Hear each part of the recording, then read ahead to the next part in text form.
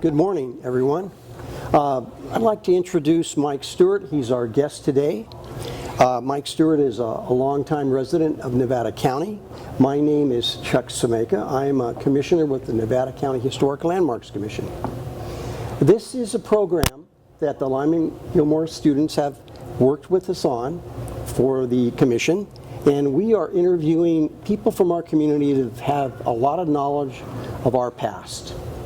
Today, our commission wanted to mention that this is probably the 6th interview we've done this year, and we're really proud of the people that we've interviewed, because these programs are uploaded to the Historic Digital Archive, and they will also be on our YouTube page, the Nevada County Historic Landmarks Commission. We're a commissioner of 10 members appointed by the Board of Supervisors, and we were instituted in 1969 as a commission of the board. The program today is going to focus on Mike's background. He is also a fire chief in the little town of Washington, and I think recently, congratulations Mike, you're a fire chief of what? North San Juan Fire Protection District also. So that's 2 different fire districts that Mike is the fire chief of. So he's got some experience with public safety, and I think it's a good opportunity today to talk about your duties. But let's start from the beginning. Let me ask you this question, Mike. All right, Chuck. Where were you born? Actually, I was born in Sacramento. Okay. But fortunately, I don't remember it. And so, when did you move to Nevada County? Well, it goes back beyond that. My grandparents moved to Grass Valley in 1930. My grandfather was a miner from Montana, and he moved here to work the Idaho-Maryland mine. As you recall, 1930, we're in the Great Depression. And the one areas that were not affected by the Depression were the gold fields and the mines. And so he was able to come here and raise his family. And so my mom was born in their house on Brighton Street. Oh, so. And then my dad's side of the family bought the property outside of Washington in 1961. And so he started building a cabin there and met my mom. She was actually the cabinet maker's daughter, because after World War II, my grandfather wasn't allowed to go back to the mines because he had silicosis from working in the mines. And he had learned cabinet making during the war, working down in the shipyards. Can I ask what mines he may have worked at? He worked the Idaho-Maryland. Primarily Idaho, Maryland? I believe only the Idaho, Maryland. Okay. Before World War II, from 1930 to the war. I see. And his neighbor is actually someone that you might know or know of. He got this friend that he had met, turned him into a miner, sold him the parcel next door. His name was Jack Clark. And so they lived both side by side on Brighton Street and worked on the Idaho, Maryland. But after the war, during the war, he worked in the shipyards as a cabinet maker, and then afterwards continued as cabinet maker until he passed away in, I want to say, 83. Yeah, 81. No, 81. Well, let's take you back to the little town of Washington. Mm-hmm. So you remember from what age being in the little town of Washington? Well, probably my earliest memories are first grade. I see. I mean, I was there before that, so, just slightly. But yeah, we moved there in 1969, full time. But before that, it was just a summer camp. So you went to school in the little town of Washington? So they didn't offer kindergarten, but I went to the Washington Elementary School, which was a one-room schoolhouse with 8 grades and 1 teacher. So it's one of the few remaining one-room schoolhouses in Nevada County? At that point, yes, that's actually closed now. They don't have enough students to run it anymore, but it was built in 1905. The teacher that I had for 1st and 2nd grade was Loretta Hornsby, and she was kind of a local legend because for 17 years she commuted from Rough and Ready to Washington to teach school for 8 grades. Right. The little town of Washington figures prominently in our county's history. Yeah, it was obviously very gold rich. I mean, Grass Valley was as well, and Nevada City, but Washington was quite the bustling town at the time. Now, I've heard that there was early prospectors in Washington. Probably shortly after gold was discovered, they worked their way up the river from Bridgeport down below, and then they were doing placer mining in Washington by, let's say, 1849 anyway. Well, and we talk a lot about the mining, and we talk about the miners that came here, but in reality, most of them weren't miners. They were store clerks and ranch hands and school teachers, and they were told, go to California and just pick up the gold. It's laying there in the creeks. And so as they came across overland, on the east side of the Sierras, particularly the Truckee River is substantially different than what we're used to when we look at the South Fork of the Yuba River. And most of the trails came along the Truckee River following it up until they had to come across Donner Summit. But once they came across the summit, the rivers were much too rugged for that type of travel, so the wagons would stay on the ridges. And they would come down to the valley floor and get their provisions, and most of them would turn around and walk back up the canyons looking for the gold that's laying there to be picked up. So the story goes that the first group, so I'll back up a little bit geologically, Washington's where it's at because of the Malones Fault. And so the Malones Fault is an ancient fault line in the Earth's crust that cuts along the front of the foothills and appears and disappears basically from Plumas County to Mariposa County. And in Washington, it cuts right across the South Yuba, and it's very prominently, very visible, it's very there. And so Poorman Creek cuts through that fault, bringing debris from what would have been the ancient Yuba and that fault line into the South Fork of the Yuba. And so the first group that made it that far up was from Indiana. And they found gold at the mouth of Poorman Creek where it came into the South Yuba. And so they looked around for a flat spot and they made their camp. And there's some debate, but they either called it Indiana Camp or Indiana Boys Camp for the winter of 1849. I've got to admit, I've never heard that before. Really? I got something on you. Yeah, you do. Made my day. Okay. But the 4th of July of 1850, they decided they weren't being patriotic enough, and they changed the name to Washington. Very good.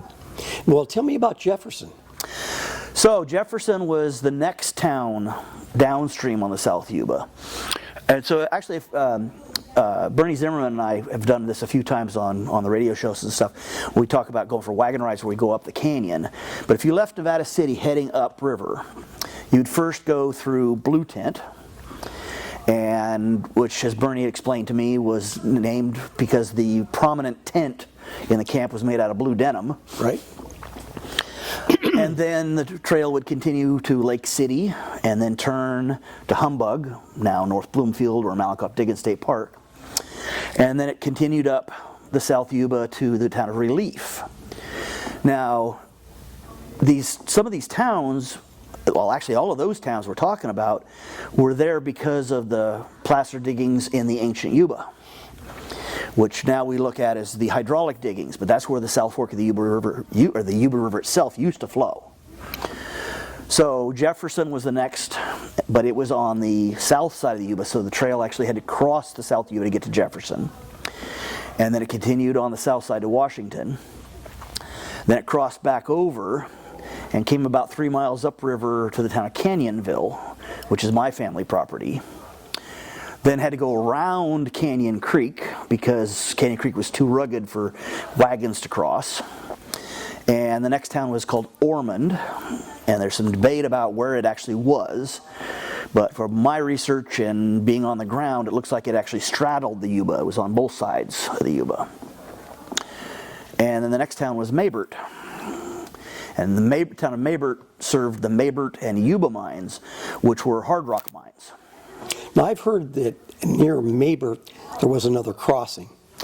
So yes, so what's now Maybert Road, after Caney Creek, it stayed on the north side of the river until Maybert, and it actually bridged there to where the town of Maybert was. So Maybert was on the south side? Correct. I see.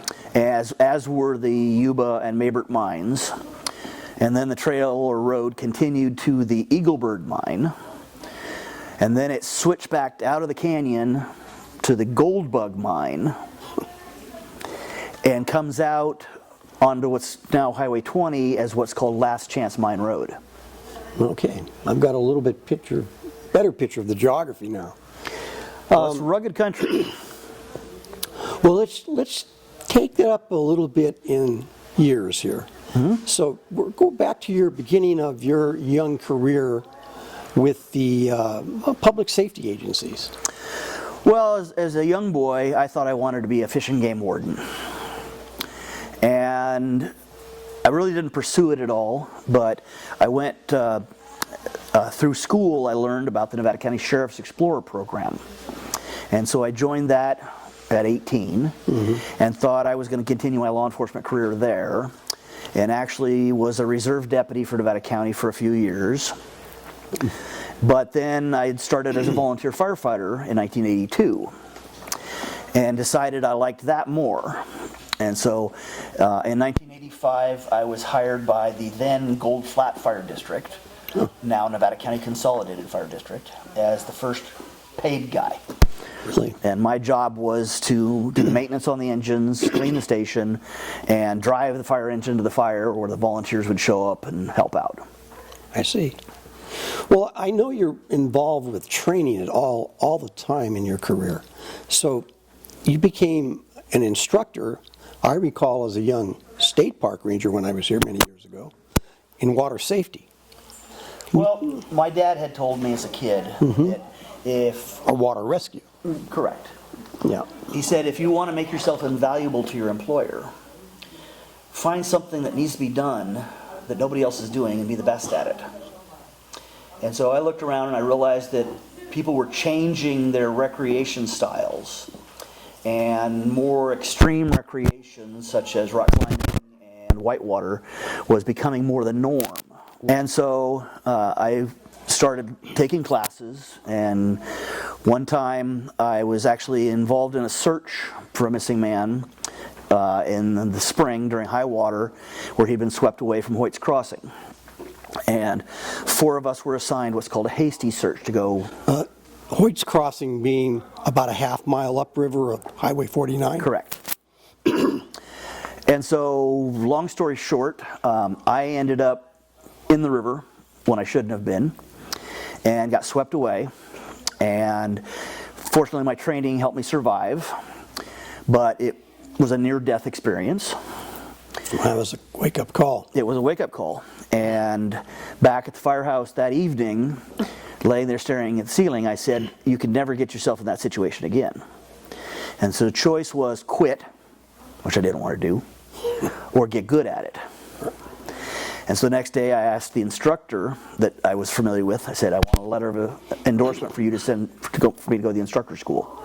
And he said, why in the world would you want to do that? And I told him the reason. And he said, all right, I'll do that. And so I really kind of immersed myself in swiftwater, rope rescue, and all fire training, as a matter of fact. But I was most known for river and rope rescue, and ended up being part of a group of instructors. There were 295 instructors teaching this curriculum in 19 countries. And 35 of us were the instructor trainers. I was honored enough to be one of those where we wrote the curriculum and taught the other instructors. And did you travel doing any training? yeah, all over California. I see. I didn't much go out of California, but I taught fire departments, including United States Marine Corps at Pickle Meadows, their Mountain Warfare School Fire Department. I taught eco-challenge teams. So tell me a little bit about this picture and maybe when it may have actually been going on and what you were doing there. Well, I think you're there. that's me in the white helmet facing the camera, and that's at Bridgeport, just above the bridges below Kneebone Beach. And I'm not sure what the group is, but looking at my personal flotation device, that would have been around 2,000. I see. Well, Mike did training for California State Parks. I was a state park ranger. He also showed us how to survive if we got put in the river, and how to swim to the side, and taught us how to use our throw bags in case somebody did go into the river. At least 1/3 of the fatalities in the rivers every year are would-be rescuers. That is so true. I remember one episode where somebody went in the river to save his dog. Dog survived and he drowned. That would have been at Owl Creek Road. That's correct. That's correct. I was part of that search. I see. Okay. Well, some more photos for you here. What might this be, Mike? So that's a Patrol 60. That's a utility vehicle that was donated to the Washington Fire Department by a private company called Rugged Radios. And that's about a $75,000 donation that helps us get to places a lot quicker. Is it still in use? It is. That's good to know. Well, that's a pretty impressive vehicle. Yeah, that was 2002, so it's still pretty new. Okay. Yeah, I'm not sure. One of the things we're doing in Washington right now is we've become quite a mecca, as I'm calling it, for the off-highway vehicle community. And while most people are very respectful and understand the rules, we have problems with people that come up that don't understand and don't respect the land and don't respect what's going on. So this is part of a program that we started called the Trail Stewards Program, where folks are going out as a peer-to-peer contact with other off-highway vehicle people, educating them. And this is a bandana that, through a county grant, we were able to fund. Well, what does it talk about? It talks about rules of the trail, so to speak, and etiquette. Okay. Yeah. Is this one of the grants that came out of the California State Park Bond Act? No, actually, this was a USDA grant. Oh, interesting. Yeah, the forest resiliency, they called it. I know you were talking about earlier training that you were doing for one of the graduates at Fresno. They were doing a program for the future farmers. Oh yeah, so that was kind of an off-duty assignment, so to speak. But the Future Farmers of America, their board of, I guess, board of directors you'd call it, but their officers change, state officers change every year, and so every year they meet in Fresno to have their, I guess, change of command ceremony, we call it, for lack of a better term. And so Tom Browning, local longtime rancher here and firefighter that I've worked with, both of his kids, Luke and Angela, both were state officers. And so both the times when they were officers, I was involved in teaching the officer corps rappelling techniques. And we actually would have them in the basketball arena, enter the arena through rappelling out of the catwalks up in the rafters, which was kind of exciting. And it sounds like a course that I might want to take, but maybe I won't. Maybe I won't take it. I don't like heights that much. I'm getting to the point I don't either. Okay. Well, anyway, talking about the history, you mentioned Tom Browning. He was another fire chief at one point, right? He still is. He actually is my deputy chief at North San Juan. Oh, okay. Now he has a history that relates to what area? More French Corral. French Corral. I believe his family moved to French Corral from Sierra City around 1856 for farming. So there are 4 or 5 generations of Brownings in the area. And his son Luke is actually a vice principal at Nevada Union right now. I had no idea. Oh, you crossed a lot of different fields, but what do you consider, I guess, your most accomplishment that you're proud of, that you might say that you've worked towards? Becoming a father. Okay. Becoming a father of 2 young men who are growing up to be responsible, productive adults. That's a hard task. It is. Yeah. So the time in the little town of Washington, is there certain times when it's a little sleepy town and there's not a lot of visitors? Wintertime. Okay. But tell us how it changes from spring to summer in that town. Well, first off, let's go back to winter. So people talk about the desert being a dry heat. Well, Washington winters are a damp cold. And I can only imagine what it was like as a miner living in a tent with minimal heat. But here we are, here we are early December right now. This morning when I got up, the temperature was 30 degrees and the humidity was 99%.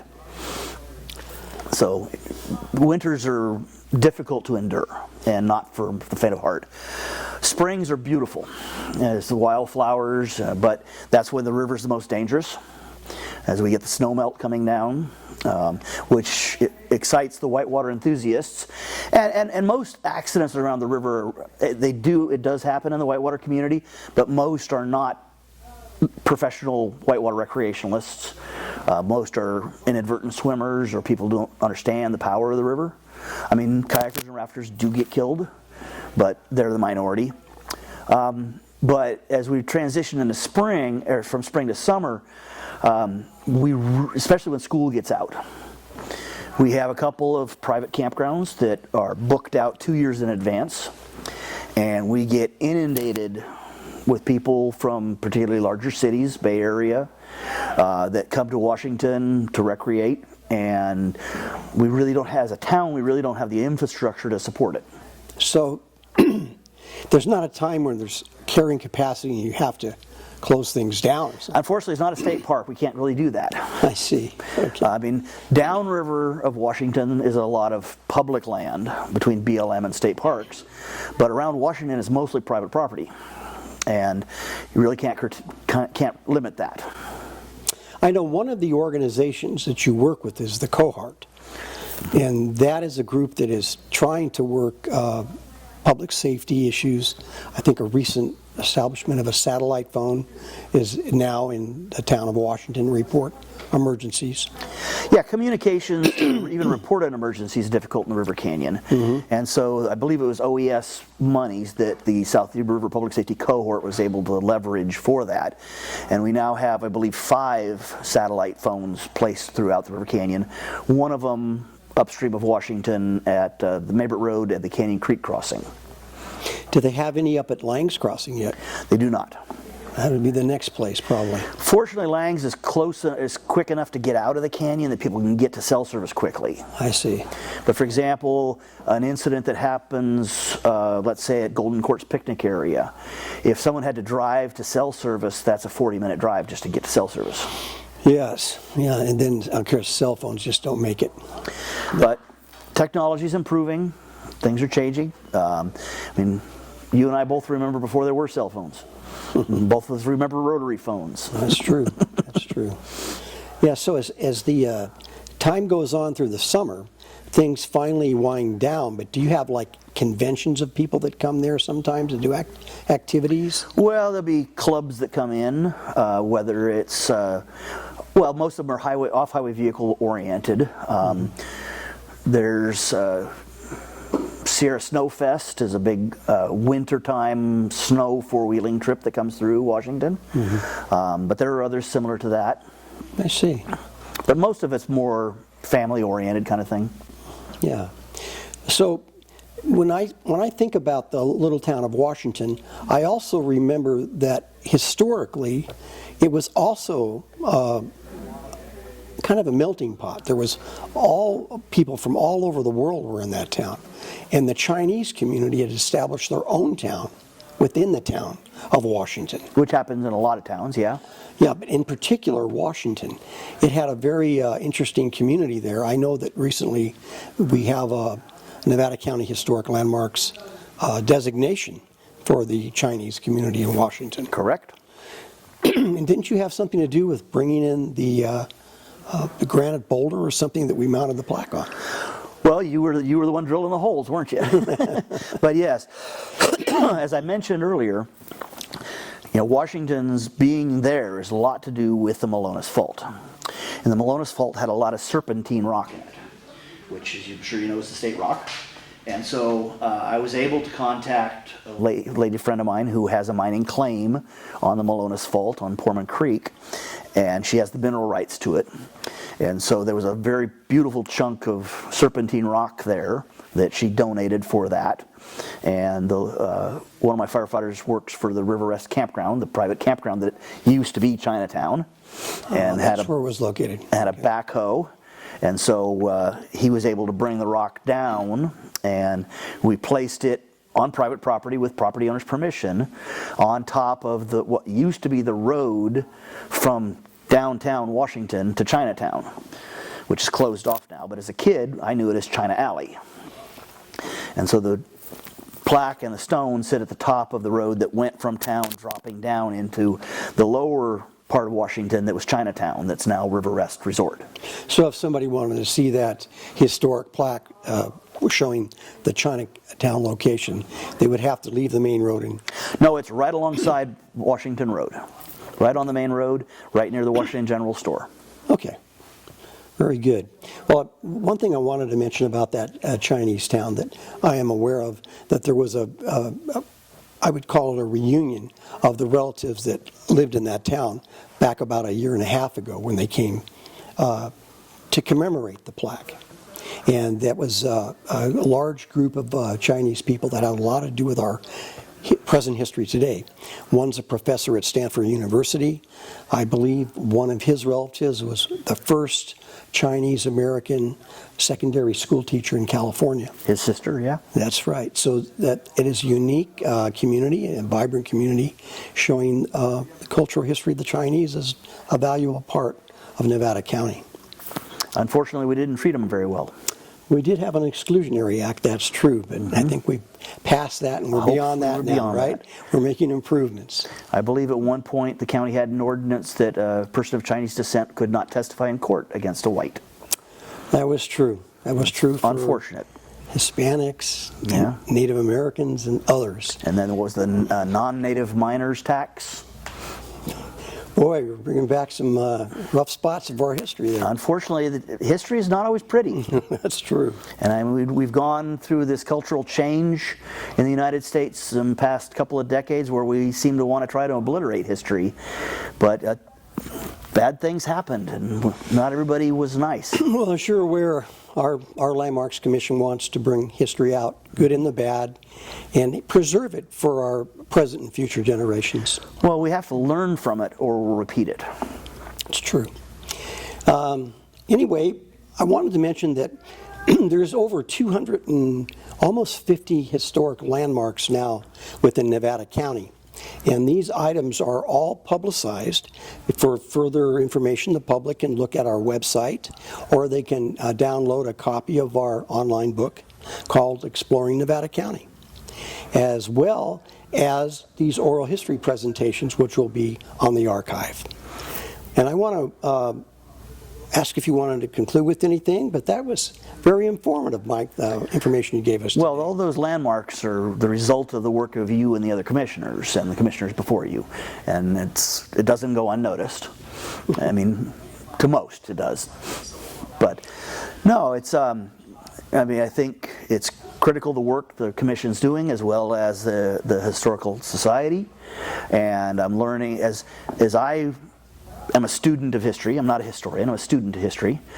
I'm learning more and more of people that are knowledgeable in history. And just as I was walking in here to talk with you, I had an email about a person that's publishing a new book on Nevada County history in February that I had never heard of, this person. We'll be looking forward to it. Yeah.